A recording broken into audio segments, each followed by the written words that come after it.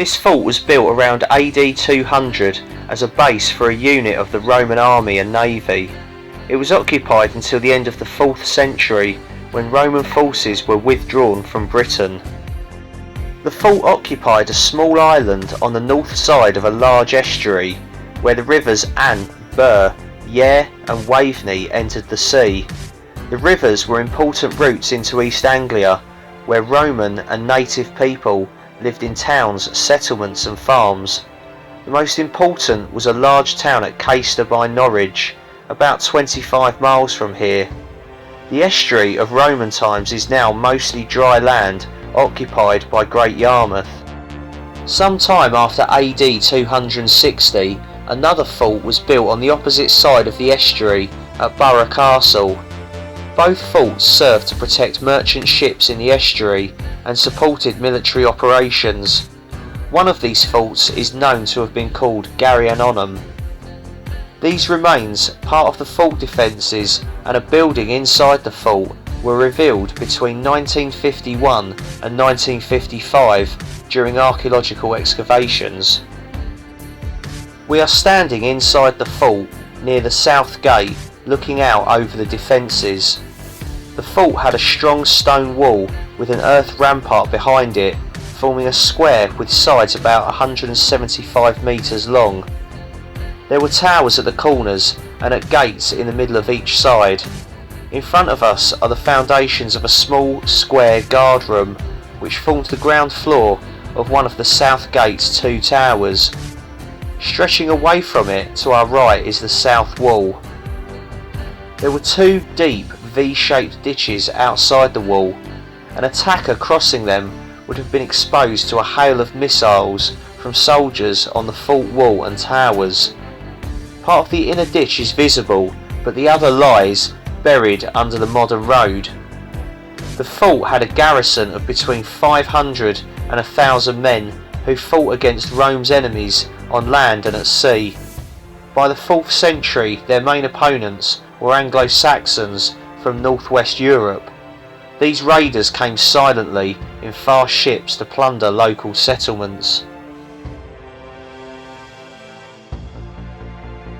Objects found inside and near the fort reveal wide trading links and a comfortable military and domestic life. Finds from Caister have provided us with a vivid picture of life and trade between the fort and the wider Roman world. The cobbled surface in front of us is part of a road from the centre of the fort, continuing behind us through the south gate to a bay on the estuary where boats were beached for unloading goods. Finds of personal items such as brooches, beads, bracelets, necklaces, rings and hairpins suggest that women and children lived in the fort, perhaps as families alongside the soldiers. From the military side of life are parts of old and broken equipment, including spearheads, arrowheads and belt buckles. Clues as to what people ate are provided by charred grain, fish bones, over 10,000 oyster shells and the bones of cows, hares, foxes, badgers and ducks. A figurine of Mercury, the Roman messenger god and protector of trade, was found inside the fort. A bronze plaque, which may have originally been pinned on a temple or shrine wall, was found outside the fort. It states that a man named Aurelius Atticanus has fulfilled his vow to Mercury. Caister was a larger fort than usual, possibly because it had a mixed garrison of infantry, cavalry and sailors. When built around AD 200, it would have included headquarters, barracks, granaries, workshops, stores and stables. The structure in front of us, Building 1, as it was called by the excavators, was built on the site of earlier wooden buildings. It was completed around AD 300 and burnt down after AD 340 for reasons unknown. Its original purpose is also unknown, but it was a single story divided into at least 7 rooms. There was a courtyard to the north and a cobbled alley to the south.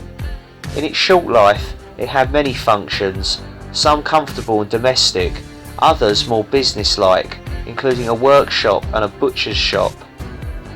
It had low flint wall footings, timber-framed walls and a tiled roof. In one room are the pillars of a heating system, forming channels along which warm air circulated under a concrete floor.